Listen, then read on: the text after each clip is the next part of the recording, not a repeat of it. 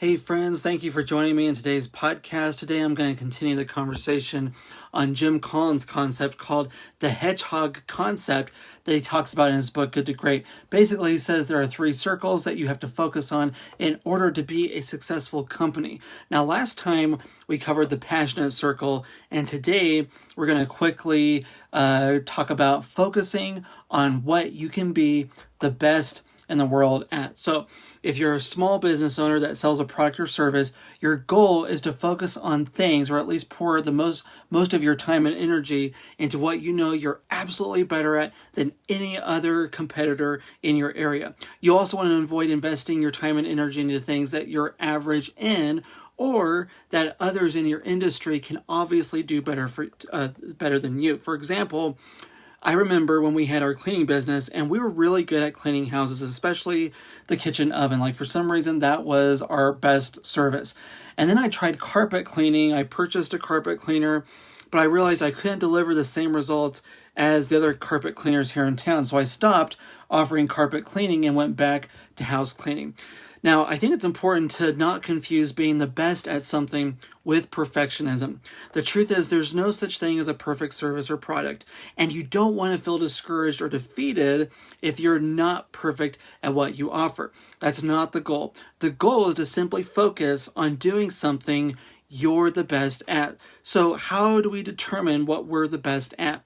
And what should we focus on? Well, if you're a service-based business, take time to evaluate everything you do for your customers, including the phone calls you have, the consultations you provide, the work you do, the materials or equipment that you use, and then honestly score each of these areas to see how well you do compared to other companies and score it on a scale of 1 to 10.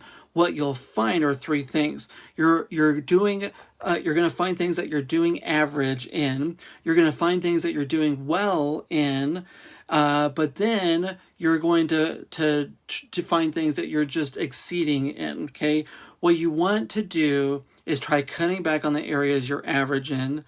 You want to maintain the things that you're doing well in, and then you want to focus all of your energy into what you are the best at. Okay, so for example, let's say you're a coffee shop owner.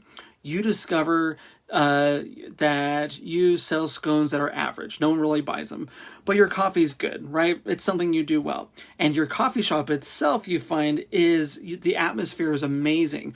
It is a place where people love to hang out, and it's honestly better than any coffee shop in town.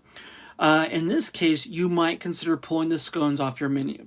You may not be able to compete with the other coffee roasters, coffee beans, but your coffee's still okay. But you might focus all your marketing on inviting people to your coffee shop.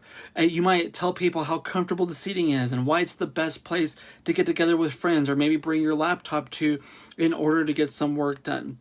So when you start cutting out the things in your business that are creating meteoric results, and you maintain the things that you're doing well in, but you really invest your energy into what you're the best at, your business will become more successful. Now, in the next podcast, we'll finish this up. We'll talk about the 3rd and final circle in Jim Collins' hedgehog concept of how to be a great business owner. Thanks for listening. Catch you in the next podcast.